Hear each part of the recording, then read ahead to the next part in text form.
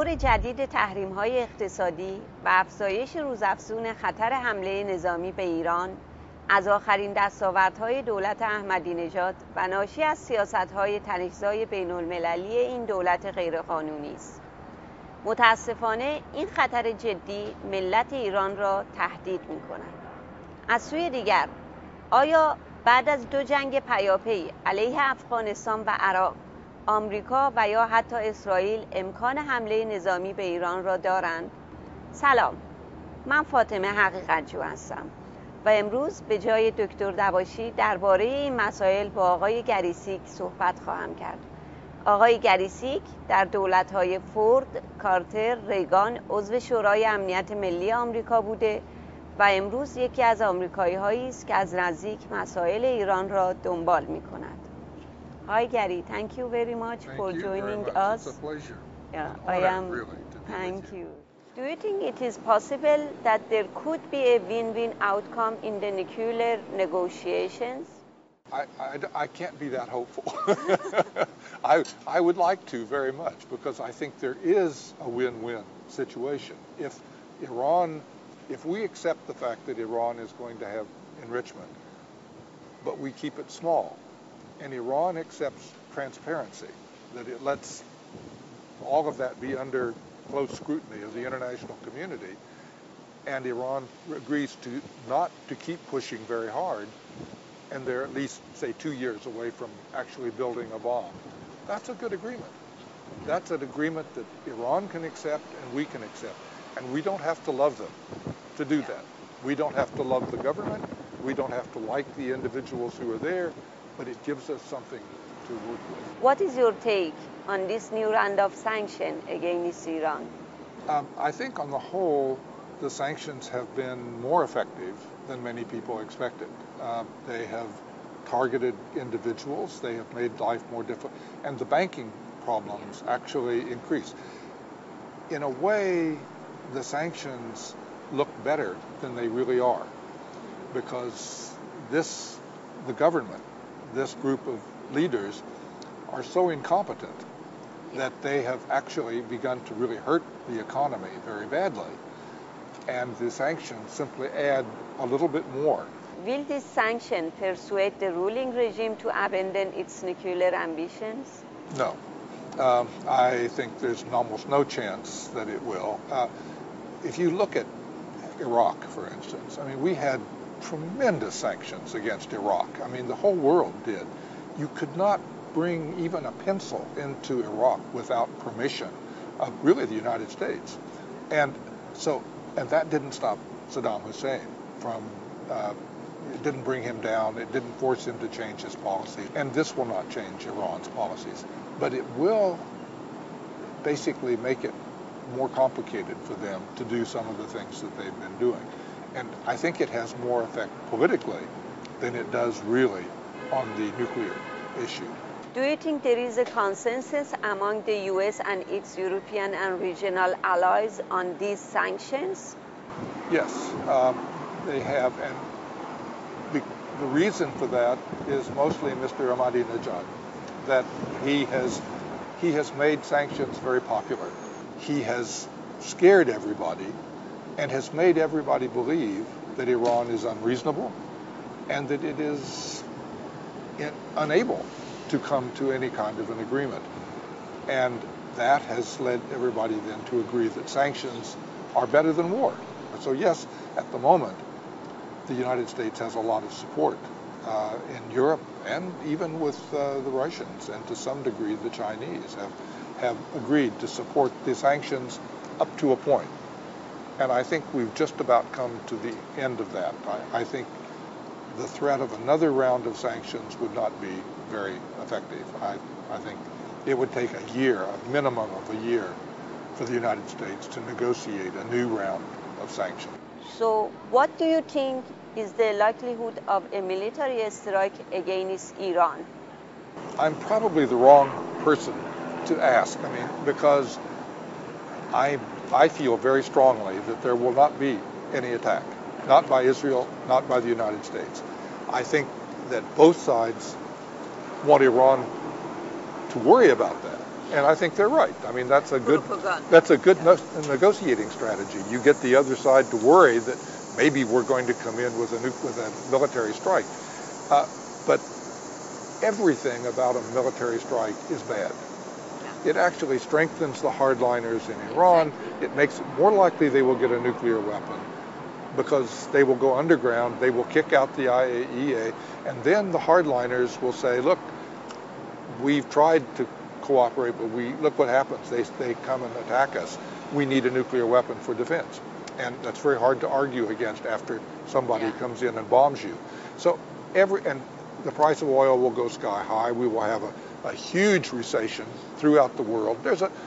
Everything about it is bad. Plus, it doesn't solve any problems. So from my point of view, any administration here, and probably even in Israel, will look at those negatives and say, no, we can threaten, but we're not actually going to go ahead and do it. And if you listen to Israeli propagandists, they talk about the existential threat, that it's worth doing anything. If you read the piece by Jeffrey Goldberg in The Atlantic, which set off this new round of talk, he quotes one senior Israeli leader after another who says it won't work, that we can't do this. And then you stop and say, well, why do it? If it's only going to make things worse. So you have people who are primarily political, and they're saying, gotta go, gotta do it. But you've got people who actually know what they're talking about, and they say no. So from my point of view, those people are likely to win. You agree that the U.S. and its allies should change their strategies for diplomatic negotiations? The objective up until now has always been, you've got to give up all enrichment, everything, zero. And that has not been a possible thing, that's not been a possible objective, really, for 10 years. I mean, Iran has invested so much politically and economically in building up a nuclear infrastructure, but they've been going very slowly. If you look at every other country that ever built nuclear weapons, it took them, what, maybe 10 years, and they had a weapon, starting from zero. Iran has been doing this since 1985. And that's it's a quarter of a century. And they really aren't very close to a bomb right now.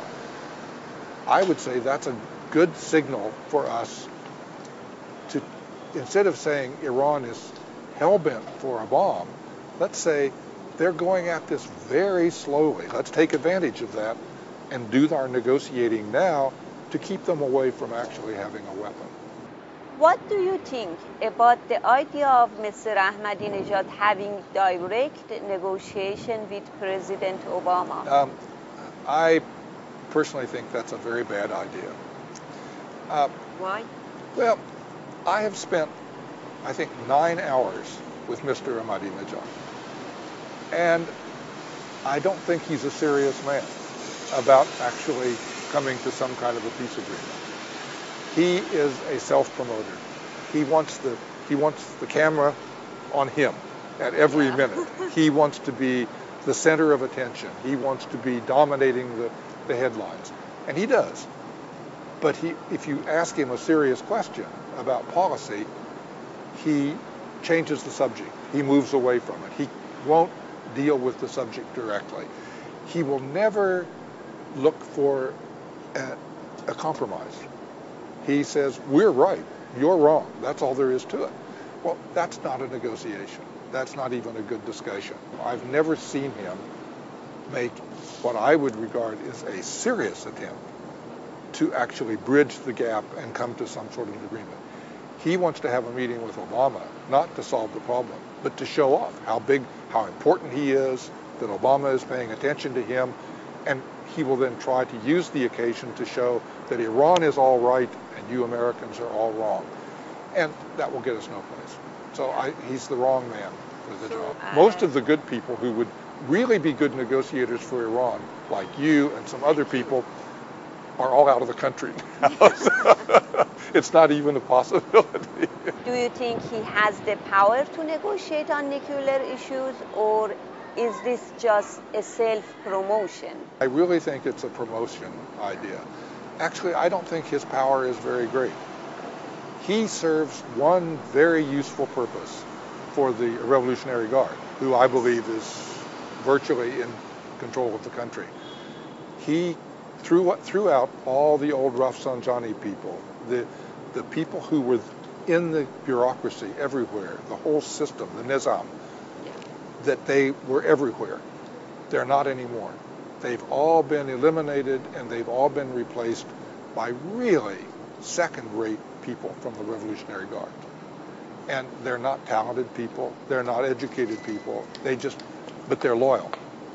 And so the whole system has been turned from the technocrats running it to a test of loyalty. And that's why I think the system is not going to function very well and has very little hope of making great progress on the economic side or otherwise.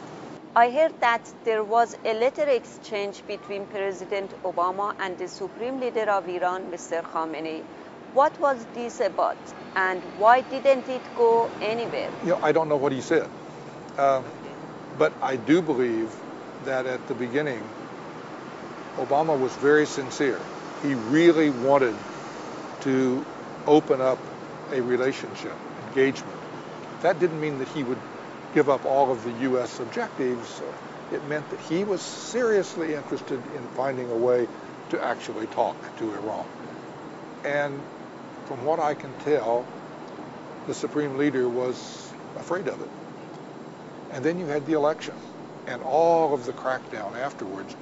And I think that their system was under such pressure domestically that he felt that they were in a weak position in terms of dealing with the Americans. The relationship between America and Iran is like a teeter-totter, a seesaw. You have one side is up, the other side is down. Then they switch, and the other side is up, and whoever is on the top says, we don't need to negotiate, and the people at the bottom say, we don't dare. And until we can find a position, this is why I like the Turkish solution.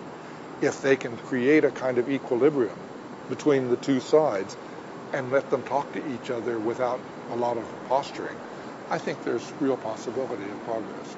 Gary, Secretary of the Guardian Council and the Intelligence Minister of Iran accused the Green Movement leaders of receiving money from the U.S. Do you think that the U.S. is providing financial support to the Green Movement?